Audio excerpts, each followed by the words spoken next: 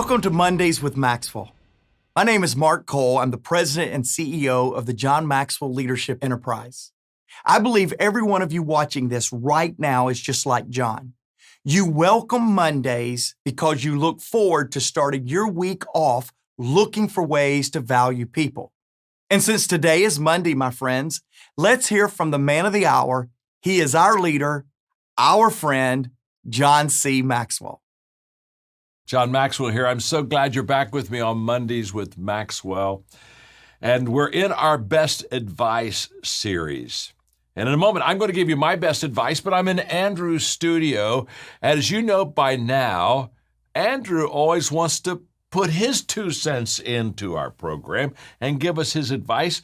And so here's what Andrew shared with me to share with you as far as this is what Andrew says. He says, feeling overwhelmed by your to-do list? Well, try breaking your bigger task into smaller ones, more ignorable tasks. In other words, reduce it to the place where you can ignore it. Okay, Andrew, as always, you make us laugh.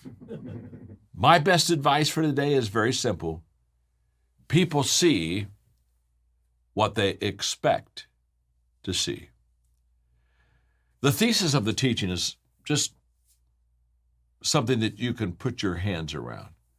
There's a relationship between what we expect and what we experience. And so the question is, what kind of expectations are you setting? When my children were growing up, when we were getting ready to do something, there are a lot of times I would say, now, what do you expect on our little venture out today? We're going to perhaps a ball game. What do you expect? And I love to kind of ask them what their expectations were. And what I discovered was, not only in children, but in our lives, is that many times we basically see what we expect to see. So let me just share with you some observation I've had about highly successful people and their expectations. These are just my observations as I've studied history and I've watched successful people, and there are 4 of them. The expectations of successful people are as follows. Number 1, their expectations are much higher than normal.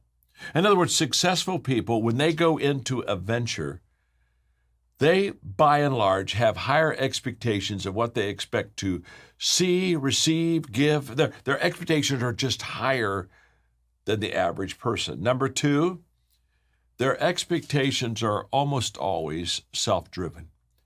It's not somebody else coming along and coaching them in what they should expect from the experience. They already kind of have a self-driven knowledge, intuition, and desire. Number 3, their expectations increase over time. Highly successful people don't go throughout life with the same expectation level. As they see and expect and experience, they're constantly upgrading their expectations. They're constantly looking for more, bigger, better things than they've ever seen before.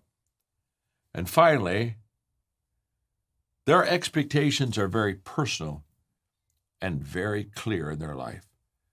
Their expectations are not what they're trying to put on someone else. They are expectations that they carry with themselves personally. For example, Leonardo da Vinci.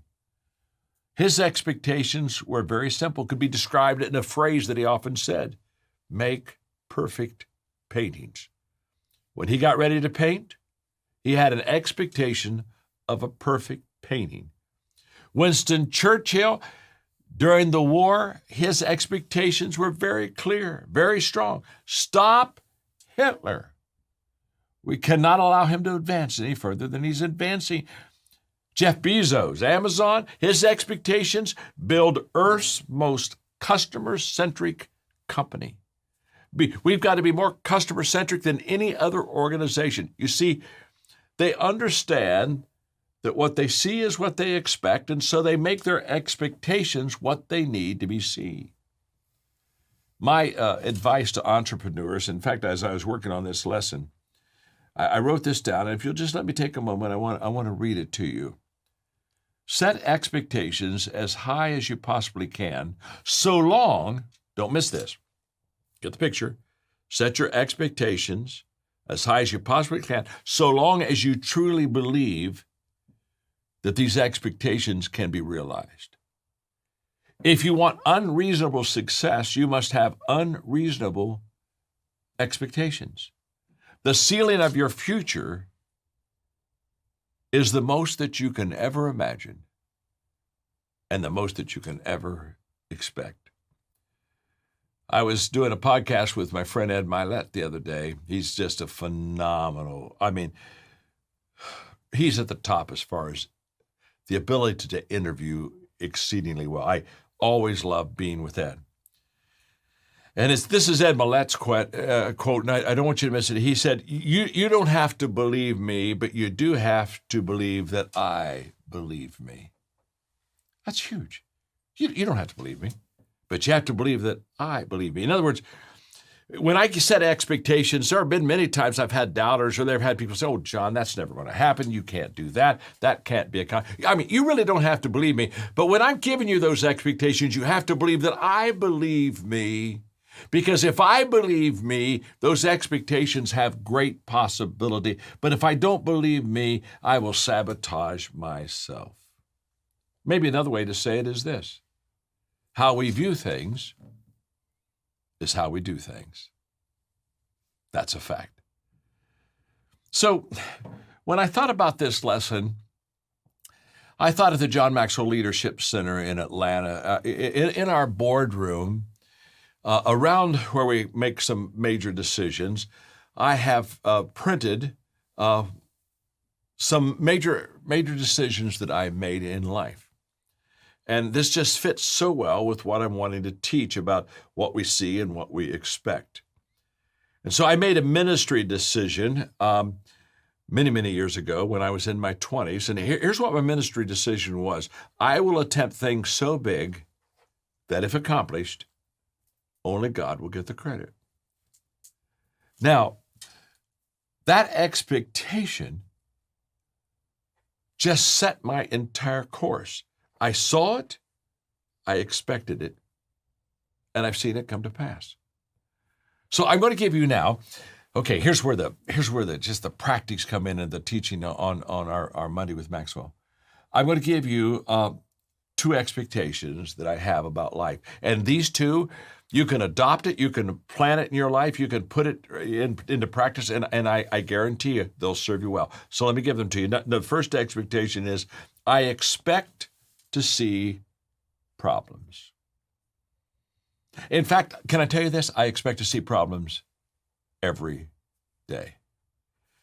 Mark Cole, the CEO of the John Maxwell Enterprise, part-time owner, he and I were on the plane to a university last night, and he was sharing with me a problem he had yesterday.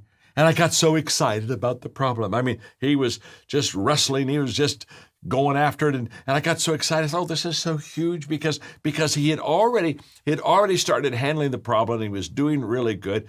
And he looked at me and he said, John, he said, you're the only person I know that can sometimes get excited over problems.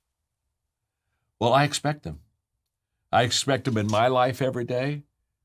Honestly, I expect them in your life. So when people say, oh my gosh, I just got hit by a problem, I just say, well, I get hit by problems every day. I expect those problems. My life was changed when I read Scott Peck's book, The Road Less Traveled. The opening paragraph sets up this book beautifully. Here's what he said. Life is difficult. This is a great truth, one of the greatest truths. It is a great truth because once we truly see this truth, we transcend it. Once we truly know that life is difficult, once we truly understand and accept it, then life is no longer difficult. Because once it's accepted, the fact that life is difficult no longer matters. I just wish I had the ability to teach that paragraph the way he wrote it, because I truly believe that he is spot on. I think one of the first things we can ever do to build strong leaders is to say, let me explain to you, you choosing to be a leader means you choose to have a lot of adversity. If everything worthwhile is uphill for the average person, the only difference between this uphill for the average person and the leader's uphill is like this. If you're a leader, you just need to expect more problems because you not only have yours, but you have others. When I wrote my first book, Think on These Things, okay?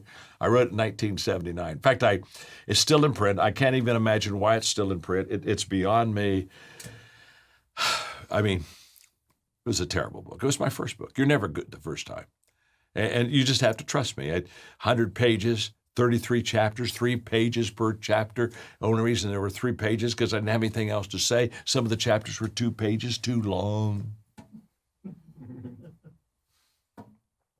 If every once in a while you hear a little laughter in the studio, I have some of my John Maxwell Team coaches in here. In fact, when I'm done with this lesson, you're going to listen to one of them tell a very inspiring story about what's happened to them since they become part of the John Maxwell Team. But in that Think on These Things book, I had a chapter on problems. And I said problems are, the letter P, predictors. Problems always have a way, by the way we handle them, of predicting future success or failure. The letter R stands for the fact they're reminders. They help us to understand life is difficult, as Scott Peck said. Expected. The O stands for the fact they're opportunities because opportunities don't come to you as opportunities. They're disguised as problems. That's why so few people ever seize them. Because you don't see the opportunity first. You almost always see the problem. The opportunity is hidden within it. Letter B is problems are blessings. They're blessings. I have learned more from my difficulties, my failures, and my problems than I have all of my successes. The letter L is the fact that every problem is a lesson. Trust me, it's a lesson. And if I am teachable, every time I go into a adversarial situation, I'll come out better because of it. The letter E is the fact that problems are everywhere. They're everywhere. I got them, you got them, all God's children got problems. We all have them. Quit feeling so sorry for yourself. The letter M is the fact that they're messages. They send us signals all the time of what we're doing well, what we're not doing well. The letter S is the fact that all problems are solvable. I have a picture I want to show you. I want to show you the picture of when I was in Israel and we were out at Masada, and I had about 50 of my closest friends there, and we were climbing the mountain. We were making the climb, and so what you do is you see a picture there with a banner, and I just love it. Have you got that picture up for them so they can see it, Andrew? And what does the banner say, Andrew? Tell me what it says, buddy. Everything worthwhile is uphill. Everything worthwhile is uphill. It really is. That banner, that picture is my life. I expect problems every day. The second expectation I have is I expect to find answers. You see, you don't mind finding the problem if you believe that there's always an answer. Now, you have to understand, my father's mentor was Norman Vincent Peale. So one of the first books I ever read was The Power of Positive Thinking. I met him when I was in the 7th grade in Columbus, Ohio, at Veterans Memorial Auditorium. My dad took me there to meet him. So I grew up in a positive environment. The Magic Power of Thinking Big by David Schwartz, Move Ahead with Possibility Thinking by Robert Schuller. I grew up on those. And so I always expect to see problems, but I expect to see answers. And that possibility thinking that I have has taught me some things that I want to share with you quickly. Possibility thinking teaches me, one, to look for options. See, I not only believe that there's always an answer, to be honest with you, I usually believe there's more than one answer. In fact, when I find the answer, I'm pleased that I found the answer, but I'm never content like, okay, I found the answer. I just found an answer. And if I look long enough, there's a better answer, and there's high possibility that there's a better answer than what I found. But I believe there's always an answer, and I have that possibility thinking. It gives me options. Number 2, it allows me to persevere. When you believe there's an answer, you hang in there. You stay in the game longer. Who quits? People who think there's just not an answer. People who stop and say, wait a minute, there's nowhere to go here. Thirdly, possibility thinking teaches me to be creative. Again, I don't fear the problem. I look at the problem and embrace it because I know, hey, in the midst of this problem, that there's some opportunity somewhere, and it teaches me. It teaches me, number 4, to live on the other side of yes. I love the expression of living on the other side of yes. My friend Larry Stockdale taught me that expression. And living on the other side of yes just basically means that there's just always an answer. And if there's always an answer, you can live on that side. The greatest gap in life, I believe, is not the have and the have-nots. Greatest gap in life is the thinking gap. How we think. You see, thinking determines your expectations, and your expectations determines what you see. And if I could do anything for anyone, it would just be, I would just like to walk into their life, and I would just like to help them understand the power of possibility thinking. And by the way, the seeing what we see and what we expect, they are so close together. If I see the negative, I will expect the negative, and I'll receive the negative. If I see the positive, I will expect the positive, and I'll receive it. So what does living on the other side of yes mean? Well, here's what it means. For me, living on the other side of yes, number 1, it gives me a head start. You see, I'm always leaning in to yes.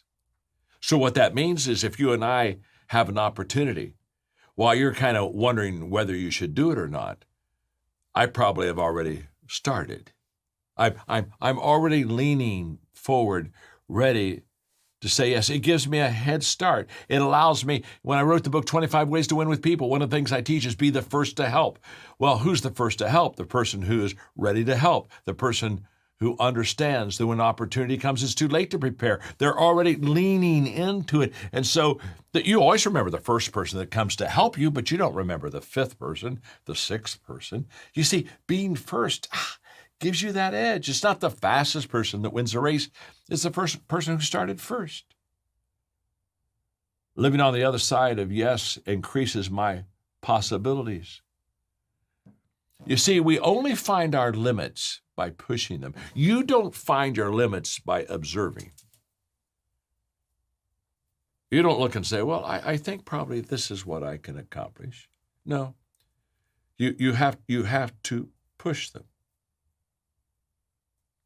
And living on the other side of yes, thirdly, it's the message that I have for other people. It's my message I have for you. It's the reason we're spending money with Maxwell today with Maxwell, because I just don't want you to miss this, okay? When many years ago, Margaret and I were dating, okay? This was in McDonald's in their early years.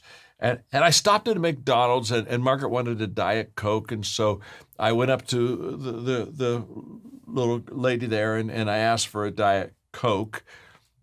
And she said, well, we don't have Diet Coke. It was before they had Diet Coke.